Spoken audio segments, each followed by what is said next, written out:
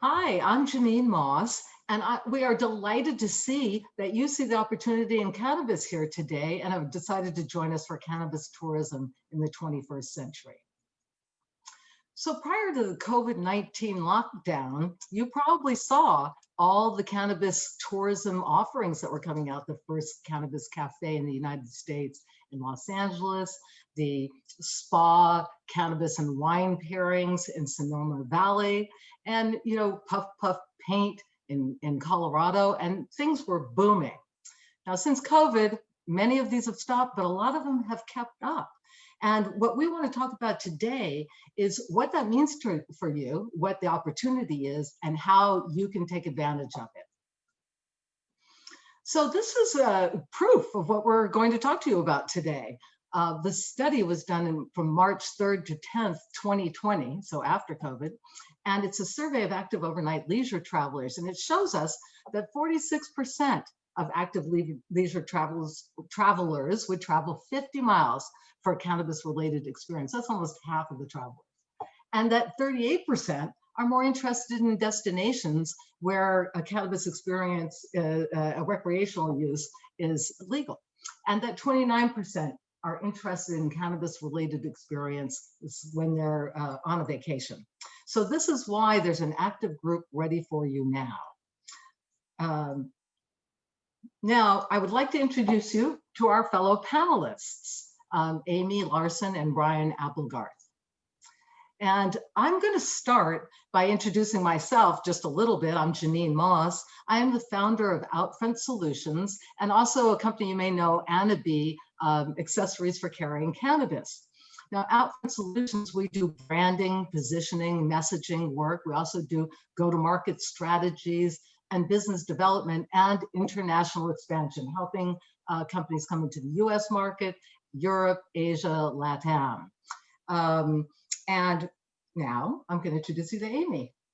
Thanks so much, Jeanine. Hi, I'm Amy Larson. I am currently the Vice President of Marketing at Simplifia, which is the cannabis industry's leading operational and regulatory compliance software platform. I know you're probably thinking, why in the world is someone who works for a compliance company talking about tourism? But I actually had, I worked in tourism. I'm based in Colorado for almost 20 years before I shifted to the cannabis industry, and have worked with such destinations as the state of Kansas, the Telluride Tourism Board, the Colorado Hotel and Lodging Association. And actually my first client, my first kind of foray into the cannabis industry was a cannabis tourism company. So I'm thrilled to be here. Thanks so much, Jeanine. Brian? Thanks, Amy. Thanks, Jeanine. It's an honor to be here with both you ladies. My name is Brian Applegarth. I've been working in cannabis and tourism and cannabis-related tourism for about 5 to 6 years.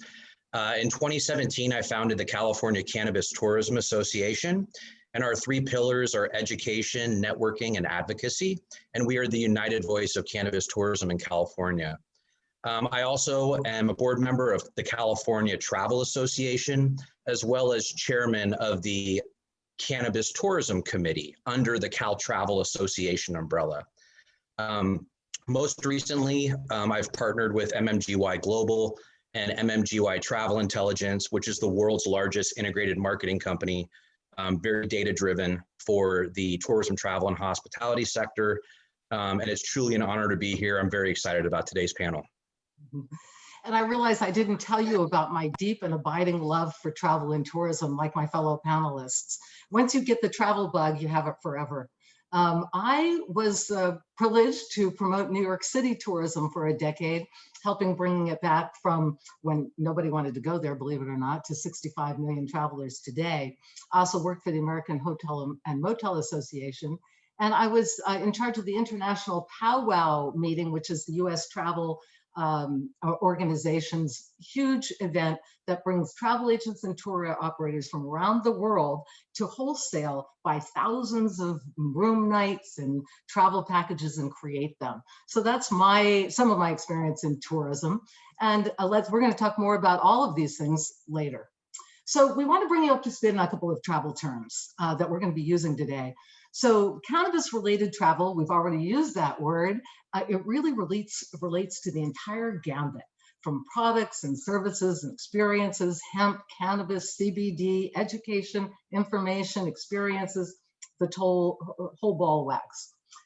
Visitors are what we now call, formerly known as tourists, and inbound tourism are people coming from other countries. Very valuable travelers stay longer, spend more money. Tour operators and travel agents are really the wholesalers of travel and tourism product, and Amy is going to be covering that along with the drive market. You'll hear us talking about that a lot because that's one of the biggest group of travelers that comes to your destination. We've already talked about the number of people who would drive 50 miles for a cannabis experience. Huge and important market. We're also going to talk about CVBs and DMOs, which are Convention and Visitors Bureau and destination marketing organizations, and the role they play. And we just want to call your attention to frontline staff, because if you've got somebody talking to customers, that's really an important point of contact that you're going to hear more about in our conversations. So today, we're really going to talk about why you should get involved right now, and you shouldn't sit around and wait for tourism to come roaring back, because it's already here. We're going to talk about who is the cannabis motivated traveler in much greater depth, and the tourism ecosystem from travel, lodging, entertainment, shopping, attractions, the whole gambit, and why that's important to you, and why advocacy is going to govern our success going forward, and why you should be involved with it. And finally, we're going to talk about how to get started right away. So with this, I'm going to turn it over to Brian. Wonderful. Thanks, Jeanine. All right. So the first slide here is why activate on tourism now. It's a very exciting conversation. And I'd like to start this out with actually two stories about the risk of doing nothing. So being in cannabis tourism and really being engaged with that for 5 to 6 years at this point, about 3.5 to 4 years ago, I began to get contacted by destinations and hotels and work with them in an educational and sometimes an advisory capacity of different options of how to understand and potentially integrate CBD, hemp, and cannabis into their business model. Now, on that journey, I came across a couple case studies I want to share with you. And this is really the risk of doing nothing at this point with a controlled substance in California and in other adult use markets. That is active and happening, and it has been for years now. So there was one hotel I was working with in Southern California that when I was meeting with the GM, I pulled up to valet and I asked the bellhop and the valet, the frontline staff, where can I get some pot? Where can I order some weed? And essentially they drove me to a platform that is notorious for having black market or alternative market deliveries operational on their platform. So as far as the risk for a 5-star hotel or a 4-star hotel and their frontline staff providing recommendations to underground delivery services with potentially untested products, there's an obvious gap there. And for an institution like a multi-state or even a boutique hotel, the risk is really exponential and unknown. When you have people parking with no SOPs, coming onto your property, not on brand with the hotel, and meeting and delivering a controlled substance in your lobby with no protocols around it. So obviously, adult use legalization in California is moving into 2021 here shortly. It's been around since January 1st, 2018. And the time to have a plan around this and to start understanding and mitigating risk is right now. And hotels and destinations are starting to understand that. Another example of this is the guest experience and the lack of customer journey and people going to a dispensary in an uncoordinated way and then overdosing on an edible and not having the appropriate guidelines for a new visitor wanting to engage with cannabis as part of their California or experience in another destination that's adult use. And what happens is they end up spending half their vacation or at least 2 days of it shaking off an overdose of an edible. And even a disposal program. There's a story when I was doing some education at kind of a facilities operators risk mitigation seminar for the hotel industry. I was told the story of the house cleaning services person eating a chocolate and then falling asleep 2 rooms later. So the lack of not having a plan is a problem. So that's one reason to activate now. And it's really a responsibility of hospitality to help facilitate public safety of visitors to our state and to our country, as well as facilitate a customer journey, because that's what hospitality is all about, is experiencing a coordinated scripted itinerary and journey in a destination that's on brand and safe, and to mitigate risks. So you avoid lawsuits and you get out in front of things, you understand who the traffic on property is, et cetera. And the hospitality model is incredibly different from the residential delivery model. So what this means is that in the first 2-3 years when I was working in cannabis tourism, and even still today, education is paramount, and that's where it starts. And I kept hearing about data that was needed, which led to my collaboration with MMGY Travel Intelligence and MMGY Global. We crossed paths at an American hotel and lodging event, and we discussed collaborating on research. So we brought forth a national survey, which I'll get to shortly. But this data and this research is making, with the education combined, is making plans actionable for destinations and hotels. So we're in the actionable phase. And there are people that are ready to embrace this because there's a proven audience and they're a high spend audience that's not being connected to in a coordinated way. Now, there's 3 things that are really important to understand in this last stretch of COVID-19 and the essential designation. So let's go into that really quickly. The time is right now because the tourism and travel industry is being rethought. There was an immense collapse with COVID-19, and there's been a shift in paradigm. And yes, it is devastating for urban centers, but the remote areas and the natural areas are still seeing swelling numbers of people wanting to get out. But that's a new trend that's happening where people are wanting to have more open space. So the first thing to acknowledge is that cannabis was designated essential and that it's proven itself recession proof. And numbers are soaring. So use of cannabis is up, use of CBD is up, California is setting record sales, and there is a growing interest in this essential product and designation. And it's going to be very exciting to see what happens as COVID starts lifting with all the usage happening currently. Also, the funding model. So a lot of the funding for DMOs comes through a hotel assessment, a TOT, for the marketing of the destination as an economic driver. And while cannabis, hemp, and CBD try to find their place at the table, being a recession essential designated element and product, that's the new kid on the block. There's a lot of really good conversations to be had economically of how cannabis can support a destination during times of crisis. The second thing is a differentiator. So cannabis is something new. And travel is all about the aesthetic of experience and stepping outside your comfort zone and trying things that have a surprise and delight element to it, where it's kind of this trip where you experience part of a culture or something different. And cannabis has this very curious audience with health and wellness and the THC, the psychoactivity, microdosing. There are a lot of tools in the cannabis conversation that are very surprise and delight and fun and new. And it gives that aesthetic of travel and it really lends to it, especially for a drive audience that's already seen and done everything in California. Cannabis is something new to discover. And 3 is supplemental.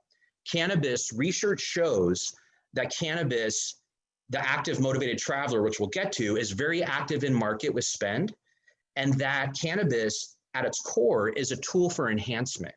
So whether it's meditation and yoga and introspection and calmness, or whether it's having an elevated dining experience with more robust flavors and texture and tastings, it's an enhancement tool for other activities. So it's really supplemental and inclusive of other attractions and destination. And lastly, it's an amazing opportunity to be part of the solution because the industry is rebuilding, they're reimagining, and to pull up a chair and have a voice at the table now in a coordinated, smart way is an opportunity that all of us should be considering, especially adult use markets. Yeah. I just want to put a fine point on what Brian just said, to say this. Normally, we're asking governments, et cetera, to do stuff for us, make us legal, and enable us to do things. This is a chance for us to talk about what we can do for everyone else. We can rebound this economy. We can be a really strong part of that. So think about what we can do for them by them enabling us to reach our potential rather than the other way around.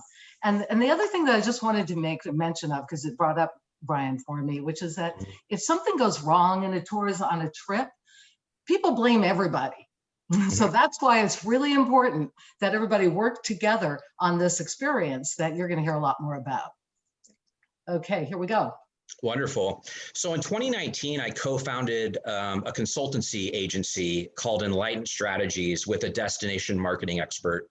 And essentially what we did is we created this agency because it was obvious that destinations, hotels, attractions, anyone at the intersection of tourism and with this new cannabis and hemp and CBD product, they needed to understand what was out there, the case studies, the risks, the revenue opportunities. So it was only natural to next kind of move into a consultancy arm for my kind of work. So one really exciting project we did was with MMGY, and we conducted groundbreaking research over the last year on the cannabis motivated travel audience in the United States. It was a national survey. It took about 8 to 12 months to complete. And we launched that in July this year, and it came in prior to COVID. So it gives us a snapshot of what it was prior to record sales. And it was absolutely evident, and absolutely there's subsegments that are fascinating. So we're going to dive in real quick and look at a couple of the kind of the top line insights we found. So the most important thing is that central slide with the circles. And what we found out was the cannabis motivated traveler, or the active leisure travel audience in the United States, 29% of them were interested in accessing cannabis, hemp, or CBD as part of their travel experience, which is a significant statistic. That's 18% of the US population is motivated to book their travel being able to access cannabis, hemp, and CBD experiences. So what we learned under this cannabis motivated audience, 1/3 of these travelers have never consumed cannabis previously. So this shows an audience that has never touched cannabis, never touched CBD, yet all the press and news and the scale and the way that it's opening up and it's tipping into mainstream, there's this audience, and there's of course another 2/3, but 1/3 of the travel audience has never even tried cannabis, and they're very interested mostly in quality of life and how to replace pharmaceuticals and how to sleep better, manage chronic pain, that kind of thing. Something else we learned is that 6 out of the 10 respondents were more interested in consuming cannabis in a vacation destination that has public health standards for production and the legal sale of cannabis. The reason I grabbed this out is because this was a repetitive theme throughout the report, is that the communication strategy of adult use destinations, making visitors aware that, hey, it's safe here, there's legal places, there's tested medicine. If you ask our concierge, you're not going to get somebody sweating trying to Google the closest dispensary.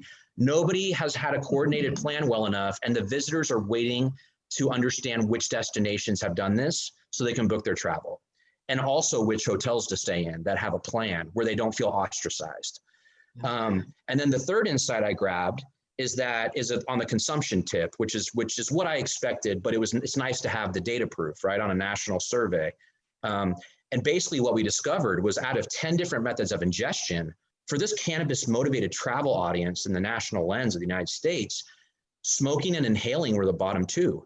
So when I hear hotels talk about how they don't want smoking and inhaling on their property, their definition of consumption is stunted and it's inaccurate. Cannabis is very different today. There's a lot of different methods of ingestion, including drinkables, edibles, topicals. The cannabis audience watching today already knows this, but this is a lot of the work that I've been doing in the space, is educating, getting research and data put together so we can start actioning and cross-pollinating with the $140 billion California travel industry, as well as the national travel industry, which Amy's going to touch on here shortly. So the cannabis motivated traveler, that's some data around it. You have essential workers, right? People in the cannabis industry are traveling and working. And what we learned in the research as well is that it's a drive market. So even prior to COVID, drive market visitation and visiting dispensaries, discovering dispensaries was already part of the travel patterns. Also, people are leaning more into open spaces. So this is some of the trends that we're seeing today. The drive market has only increased. I mean, obviously with COVID-19, the flights are going to be last, so drive market's paramount. Cannabis is a very, very unique tool in everyone's toolkit in California and any adult use market. Another thing that's paramount is safety and sanitation, and low touch became luxury, not high touch. So there's been some flipping of the paradigm, and sanitation, having transmission barriers, having safety up front and center where your guests can see it, protocols in place in a pleasant way, low touch, are all now part of the paradigm where you have to build your model around. So obviously cannabis gets this as well. A lot of the business owners had to adapt protocols to be able to accommodate the COVID-19 landscape. So there's 4 categories really. There's leisure, medical, business, and events. And those are kind of 4 different categories. Everything from the active adult traveler, leisure traveler, there's luxury levels, there's ones that are not so luxury. Of course, you have medical with PTSD, getting off opiates, cancer treatment. There's more and more medical tourism strategies happening around the United States as well as internationally that I'm aware of. As far as business, cannabis business travelers, we saw this a lot in Northern California where I live, people showing up ever since 96, really, from the friends I've spoken with that were really immersed even when that happened.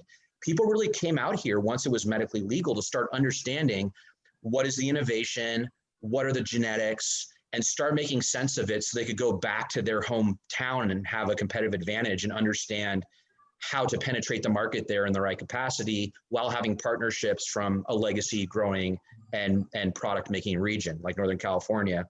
Well, you're going to see cannabis and hemp and CBD all kind of start funneling toward this wellness, well-being, quality of life travel. It's going to dovetail beautifully into that, which is one of the core pillars of the travel industry as well. People are going to look for coordinated and enhanced experiences. I touched on that earlier, just like being a little bit elevated prior to having a fine dining Michelin star meal and making just the experience take it a level up. And it's all about getting the dosing accurate in that capacity and making sure that that's facilitated and curated in a hospitality way. We see more sommeliers, ganja sommeliers coming about and courses. That's all kind of indicative of where it's headed. And lastly, but not least, is the culture and storytelling, which often kind of doesn't get discussed enough. And we have a lot of culture and stories and human rights stories and stories of marginalized groups. It's all part of that cannabis movement to legalization. And there's a lot of juicy stuff to unpack, package up, and make part of a visitor experience to California and to other markets. Mm-hmm. So, Amy. Thank you. So to just kind of put a little bit of a finer point and reiterate some of the points that Brian made, we wanted to take just a quick look at what the tourism marketing funnel looks like. When we're talking about travel and tourism to the United States, that really starts with the USTA. And the USTA is really the group, the organization that drives that inbound international tourism. It's their job they're the front gate, bringing people into the country, choosing the United States for travel versus going somewhere else internationally and spending their dollars there. And the USTA is also a huge, advocacy and lobbying force. In 2019, travel generated $2.6 trillion for the U.S. economy. So the tourism industry it's a big, powerful thing, and it's got a huge impact on jobs, creating, supporting almost 16 million American jobs. So U.S. travel is a huge piece of the puzzle. Then once we've gotten travelers into the country, or I know these days it's travel, thanks to COVID, is much more domestic focused. That's where our state tourism offices come in. And as I said, I'm based in Colorado, have worked with people in the Colorado Tourism Office for 20 years, since actually before we had a state tourism office for a while. But it's then the Colorado Tourism Office's job to make sure people, when they're considering where to go on their vacation, to choose Colorado or to choose California or to choose Florida over any of our other states as destinations. I'm including some just kind of for reference that there are also hotel and lodging associations and restaurant associations, and they're a really integral part of the tourism industry.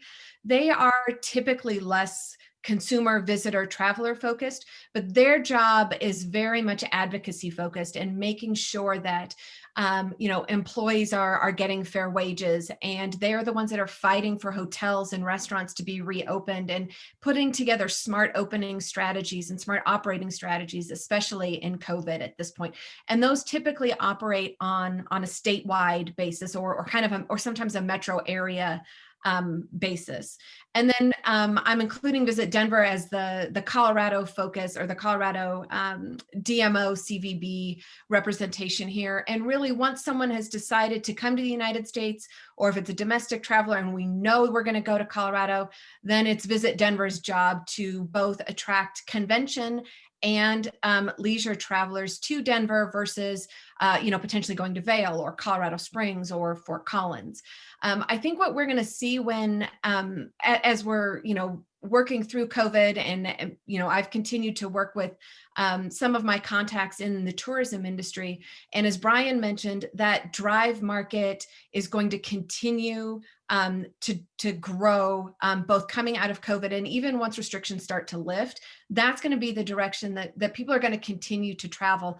Very similar to when we came out of the Great Recession, 2008, 2009, domestic travel increased, drive market travel increased.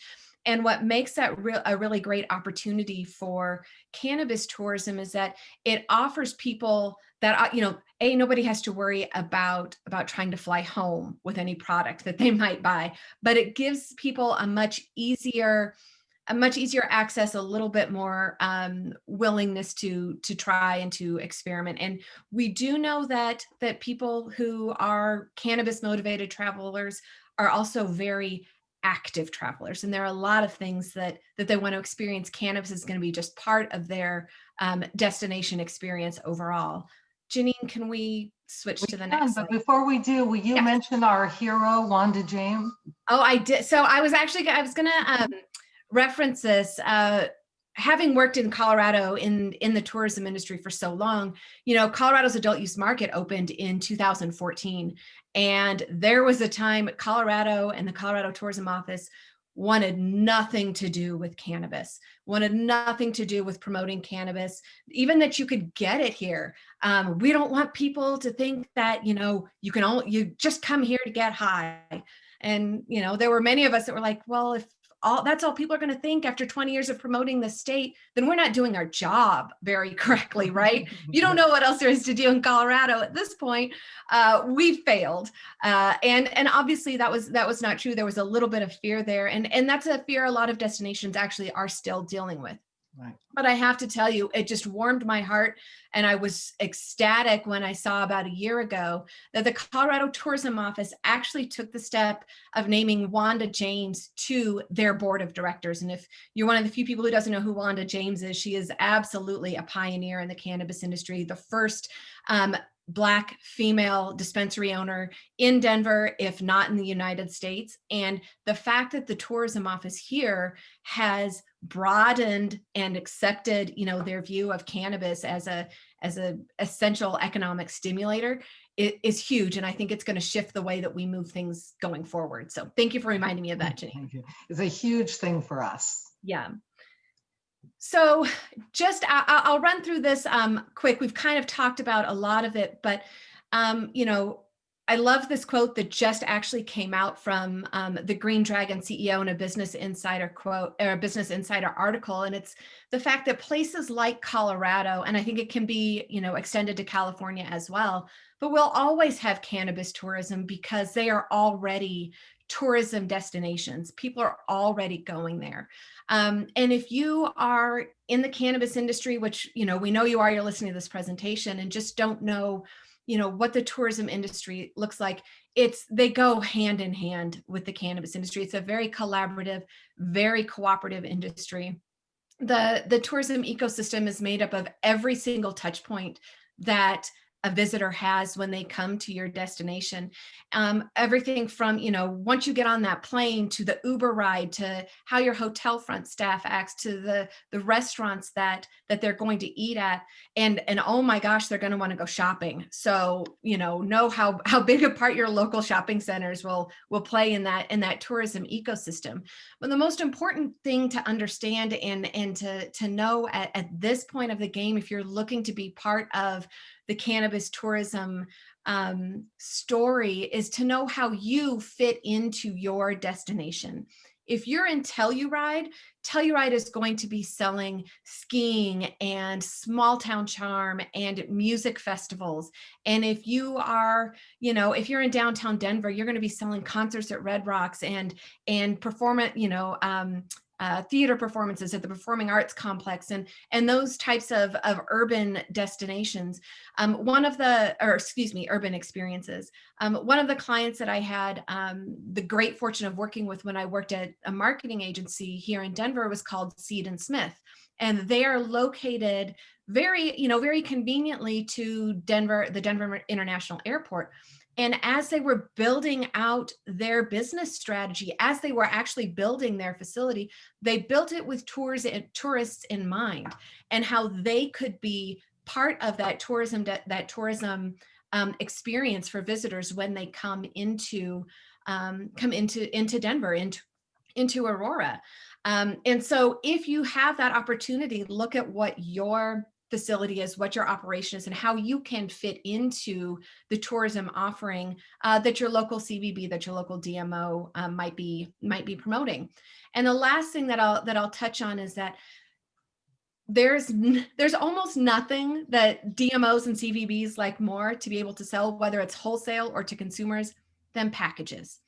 Look to the other attractions in your location. Look to art museums, look to restaurants, look to those hotels. Brian talked about how much of that DMO budget comes from lodgers taxes, and with nobody staying in the hotels, those lodgers taxes revenues are down significantly this year.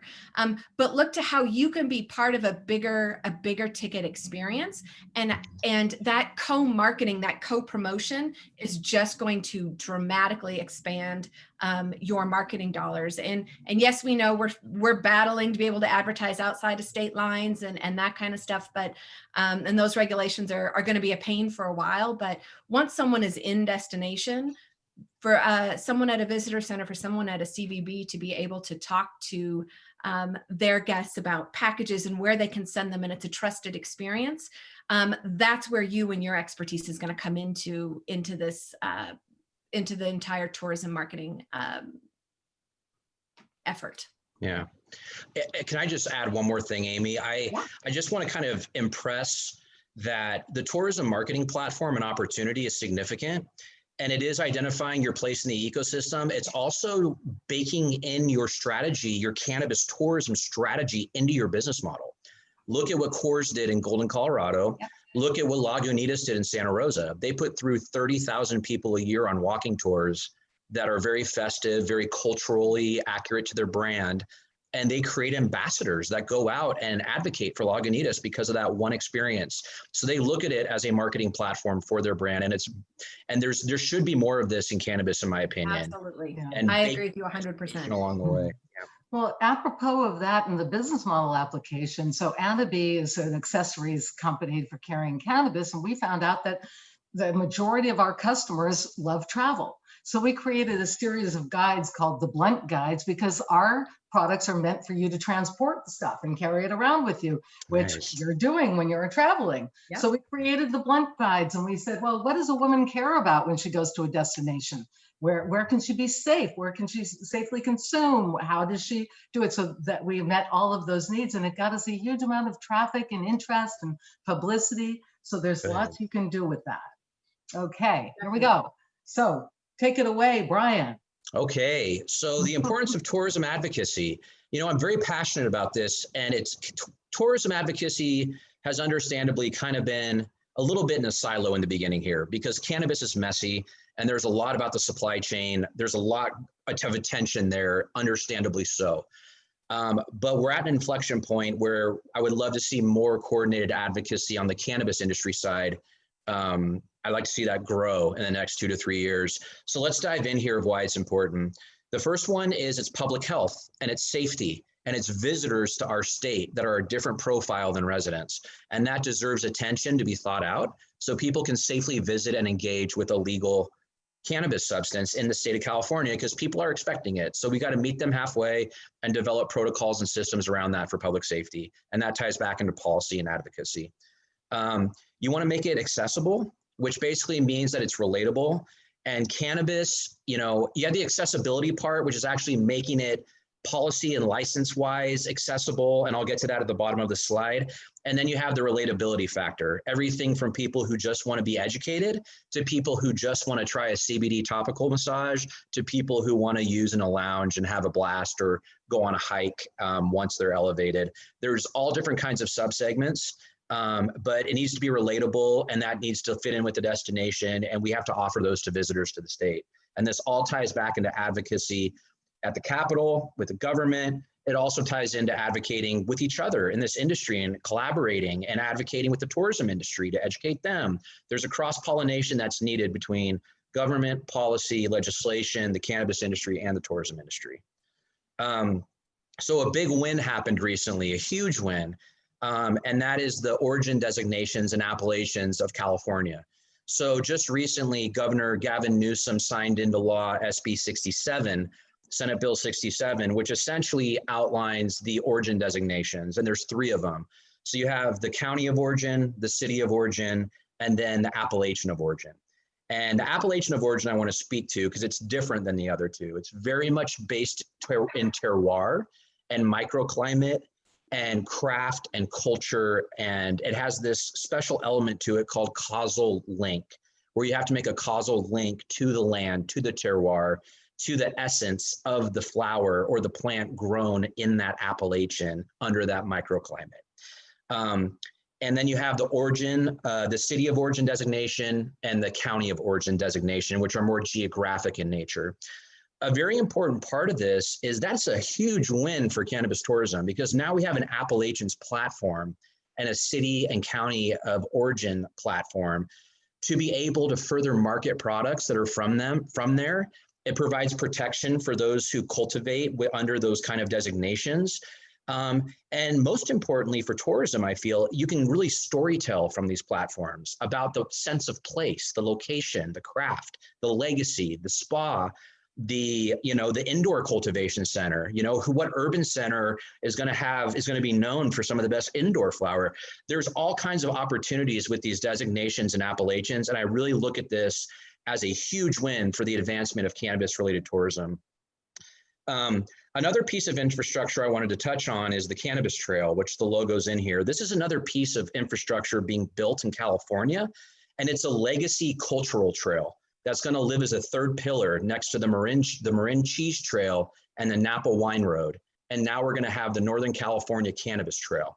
And it's a trail that you travel from Santa Cruz to Trinity County in the Emerald Triangle that has 9 monuments and about 30 landmarks, cultural cannabis landmarks that tell the story of the California cannabis movement to medical legalization. I look at this in a similar way as the appellations. It's a platform, a piece of infrastructure to build tourism and storytelling and commerce around, economic drivers, gift shops, all the things that kind of swirl in the travel and tourism industry. We're also following a piece of legislation with the California Cannabis Tourism Industry, which is AB 2312, which unfortunately got killed this year, but we're looking at it next year. We believe it's going to get some life back, breathed into it next year. And this basically helps advocate and create space for cannabis and alcohol sales and consumption to be at the same event in distinctly different areas. And once this law passes, we really are looking at this as an association, as setting precedents for any kind of business, notably hotels and attractions, that hold alcohol licenses. And how do we apply this win for events into the hospitality sector to create a pathway for hotels and attractions to have cannabis consumption and sales on site and coexist with alcohol. So we're keeping a close eye on that one. And lastly is equity, inclusion, and storytelling. And this does tie into advocacy because the marginalized group and the inclusive nature of the cannabis movement, the social equity conversation is incredibly important. And there's an ability here as we structure the kind of the tourism ecosystem and how cannabis exists. In San Francisco, about 20% of the shelf space of dispensaries is allocated to equity-owned brands. And I believe there's a conversation to be had about how to drive traffic to those brands, as well as tell stories about those brands, and to just make it a very inclusive, rich story that cannabis is. Hey, Brian, I just wanted to add one quick note to your comments on consumption, and that is that that's one of the most difficult, challenging pieces of cannabis tourism, and that is that there's no place to consume. You can't, you can't go and buy it and then go smoke it on the street. Visitors can't go in and buy it and then, go consume it in their hotel rooms. Even hotel rooms that are 420 friendly are, it's vaping. So the movement towards making, consumption lounges and, social areas and that kind of stuff, that, Colorado just passed that, right. But the license just went into effect the first of the year, of course, right before COVID hit. But that's why advocacy from our perspective is so important in the tourism industry, because they don't even think about it, about the realities of how cannabis plays into that tourist experience. And so that's a really important reason to get involved and to educate. And that's what you're going to be doing a lot of. Don't take that part for granted. You will be educating and informing a lot of people. Amy, you touched on a really important point that I want to build on quickly, and that is the consumption conversation needs to evolve. Yes. We get stuck on clouds of smoke and vape clouds, and people don't, there needs to be licenses. And this is kind of part two of that hospitality license that I kind of alluded to, is creating a license type for microdosing drinkables and edibles, because that is going to attract 50%, maybe 80% of hotel owners. They don't want smoking on their property. And to blur those lines is a risk. So, building in these microdosing, drinkable, edible, topical options, having CBD massages and spa eventually, creating a pathway where it's compliant for hotels and hospitality and attractions to include this is very important. Consumption needs to be embraced equally, from smoking to microdosing edibles and beyond. And a lot of these mainstream people, back to your education point, not mainstream, but a lot of these people that are newer to the conversation, they constantly have a vision of smoke when you talk about cannabis consumption. So as a marketer, I just want to point out that this is all content that you can communicate about without getting shut down as a cannabis business. So if you're having trouble communicating about your cannabis product, you can communicate on all of these topics, draw attention back to you, have stuff on your blog, and still be advancing the cause. So join us and help us with this advocacy and do good for your own marketing too. So we think that there's no time like the present to get started, and that, if we all jump in right now, you not only will get ahead of everybody else, but you'll be building up that infrastructure and you'll be ready to rock and roll, and you'll be getting business now. So, there's meetings all the time. Amy showed you all these different associations. There are tourism activities all the time that you can go to and learn from and become part of this ecosystem. And when you do that, you're going to find people to partner with. As we were talking, nobody comes just to go to puff past paint. They also want to eat. They also want to go out. So you want to be finding the partners that you can create, events and experiences around. And the education, we all can't emphasize that enough, because we all know a lot, but our friends don't. And finally, try to learn everything about licensing so you can help other people in that ecosystem that you're working with. And tourism itself has issues that it needs help with, just like we need to help the economy rebound. Tourism has the same thing with like homelessness and sustainability, and we can be part of that solution and be seen for the great responsible industry that we are building here, which is fantastic. So be part of the solution. We ask you and we invite you, and we're there too. So finally, we want to thank you for joining us. And we want to also, if you're trying to get engaged here, figure out what to do, here we are, here are our emails. Feel free to contact anybody here on the panel. We welcome your inquiries. And thank you for joining us. And let's move to the Q&A. Thank you.